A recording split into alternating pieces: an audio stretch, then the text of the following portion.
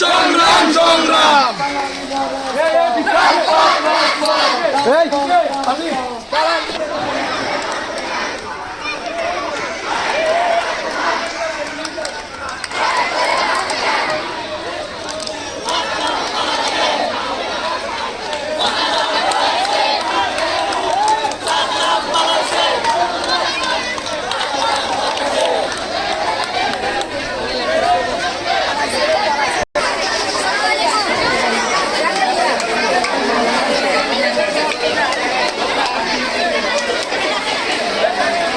আপনারা সবাই অবগত আছেন এবং আপনারা আমাদের ফেসবুক সোশ্যাল ওয়ার্কে দেখতে পাচ্ছেন চিন্তিয়াস্থান উচ্চ বিদ্যালয়ের প্রধান শিক্ষক এবং অফিস সহকারী মোকাররম হোসেন চৌধুরী এবং নুরুল ইসলাম সাদ্দাম স্যারের নামে অনেক অভিযোগ রয়েছে।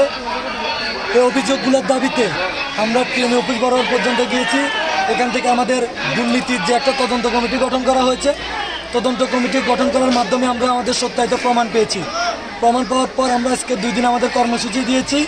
আমাদের কর্মসূচি হলো দফা 1 দাবি 1 প্রধান শিক্ষক এবং অফিস সহকারী নুরুল ইসলাম সাদ্দাম স্যার পদত্যাগ, ওনারা পদত্যাগ করতে হবে এবং আমাদের যে টাকা স্কুলের টাকাগুলো ফান্ডিং থেকে আত্মসাৎ করেছে আমাদের টাকাগুলো আমাদের স্কুল ফান্ডে বুঝিয়ে দিয়ে ওনারা পদত্যাগ করতে হবে। আমরা কোনো ভেজাল চাই না, আমরা কোনো অন্যায় চাই না। আমরা চাই যে অন্যায়ের কলম আপনারা ধরতে শিখিয়েছেন সেই পথে আমরা এখনও আছি, থাকবো অথবা এবং আমাদের মূল কথা হচ্ছে আপনারা স্বেচ্ছায় পদত্যাগ করতে হবে। অর্থ আমাদের 2021 ব্যাচের আমাদের রেজিস্ট্রেশন ফি ছিল 3700 টাকা করে। ওখান থেকে সরকারি হিসাবে আমাদেরকে 500 টাকা করে ফিডব্যাক দেওয়ার কথা ছিল। ওইগুলা স্কুলের অনুদান দিবে বলে ওই টাকাগুলো ওনাদের ফান্ডিংয়ে রেখে দিচ্ছে। এবং কি পুরো মিরেশ্বরের মধ্যে আমাদের স্কুলের যে আপনার এই পরীক্ষার ফি প্রাইভেট স্কুলের সাথে আমাদের স্কুলের কোনো আপনার ব্যবধান নেই। প্রাইভেট স্কুলে যদি 400 টাকা হয় আমাদের স্কুলের পরীক্ষার ফি 400 টাকা। কেন আমাদের এটা হাই স্কুল হওয়ার পরে কেন আমাদের পরীক্ষার ফি 400 টাকা হবে? মহাজনাত ফজলুর রহমান স্কুল অ্যান্ড কলেজে যদি ক্লাস 10-এর বেতন 250 টাকা হয়, ওটা হচ্ছে দিনকে একটা প্রাইভেট স্কুলের মতোই। কিন্তু আমাদের চিনগাস্তান হাই স্কুলে কেন ক্লাস 10-এর বেতন 270 টাকা হবে? এটা হচ্ছে আমাদের মূল প্রশ্ন। আর আপনারা আমাদের ক্লাস 9 থেকে 10 উঠতে গেলে বর্তমান শিক্ষার্থী কেন 9000 টাকা দিয়ে ভর্তি হতে হবে? এগুলোর আমরা জবাব চাই। ধন্যবাদ। বিদ্যালয়ের বর্তমান প্রধান শিক্ষক এবং অফিস সহকারী তাদের দুর্নীতি করতে করতে আমাদের স্কুলটাকে একটা দুর্নীতি সাম্রাজ্য ওনারা তৈরি করে ফেলছে। আমাদের বর্তমান সিনিয়র শিক্ষক এবং বর্তমান যারা শিক্ষকরা আছে তারা দুর্নীতি করতে করতে এমন একটা পর্যায়ে এসে পৌঁছেছে যে আমাদের বর্তমান শিক্ষকরা স্কুলের বেতন পর্যন্ত পাচ্ছে না, এবং কি এই বেতনটা আজকে প্রায় 8 মাস বন্ধ।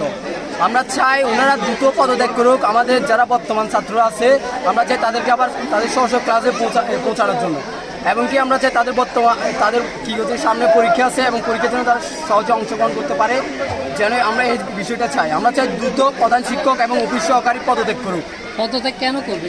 কিসের দিক? ওনারা দীর্ঘ 8-9 বছর পর্যন্ত স্কুলটাকে দুর্নীতি করতে করতে দুর্নীতিটা কি করছে? দুর্নীতি টাকা অর্থ আত্মসাৎ, স্কুলের ফান্ডে টাকা লুট করা, স্কুলের ফান্ডে টাকা ব্যক্তিগত কাজে ব্যবহার করা, এবং কি নিয়োগ বাণিজ্য এমনকি 2021 সালে যারা এসএসসি ফর্ম পূরণ করেছিল তাদের সবগুলো বিষয় পরীক্ষা হয় না। বোর্ড কর্তৃক একটা নোটিশ প্রদান করেছিল যে রেজিস্ট্রেশনের অব্যবহৃত টাকাটা যেন ফেরত দেয়, কিন্তু এই টাকাটা ফেরত না দিয়ে আমাদের বর্তমান প্রধান শিক্ষক এবং অফিস সহকারী মিলে দুজনেই অর্থটা আত্মসাৎ করে। টাকা ফেরত দিতে হবে। আমরা চাই 2021 সালের অব্যবহৃত রেজিস্ট্রেশন ফি টাকাটা ফেরত দেয়।